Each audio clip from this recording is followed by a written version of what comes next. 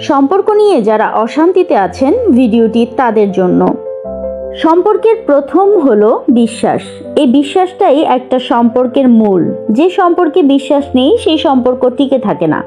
সম্পর্কের দ্বিতীয় হলো সম্মান। যে সম্পর্কে সম্মান নেই, একজন একজনকে সম্মান দেয় না, সেই সম্পর্ক টিকে থাকে না। সম্পর্কের তৃতীয় হলো স্যাক্রিফাইস। এই স্যাক্রিফাইসটা যদি দুজন দুজনকে স্যাক্রিফাইস করতে না পারে, সেই সম্পর্ক টিকে থাকে না।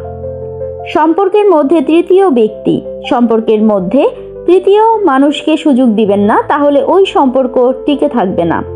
এবার আসি মূল কথায়। একটি সম্পর্ককে সুন্দর রাখতে বিশ্বাস, সম্মান, স্যাক্রিফাইস, তৃতীয় ব্যক্তিকে দূরে রাখা, এই চারটি কথাই খুব গুরুত্বপূর্ণ। বিবাহিত জীবন শুরু করা খুবই কষ্টকর যদি আপনি উপরের চারটি কথা মানতে না পারেন। বিবাহিত জীবনে নানান সমস্যা হবে, সব কিছুতে দোষ ভেবে আলাদা হয়ে যাবেন না। দোষ কোথায় সেটা খোঁজার চেষ্টা করুন, দেখবেন নিজেই সমস্যার সমাধান করতে পারবেন। আপনি জানেন আপনার দোষ, তারপরও আপনি চুপ থাকেন, দেখবেন অনেক সহজ হয়ে গেছে সবকিছু।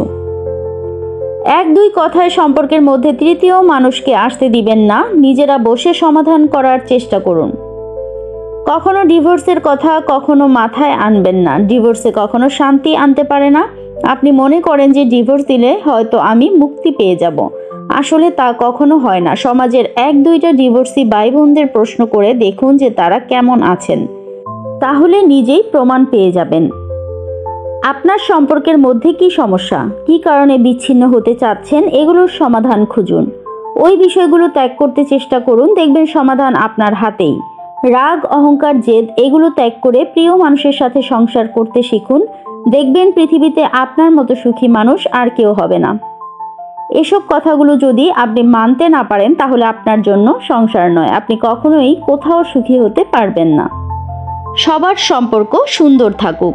এতক্ষণ ধরে যারা ভিডিওটি দেখেছেন তাদের প্রতি কৃতজ্ঞতা। যারা আমার চ্যানেলটি সাবস্ক্রাইব করেছেন তাদের অনেক ধন্যবাদ।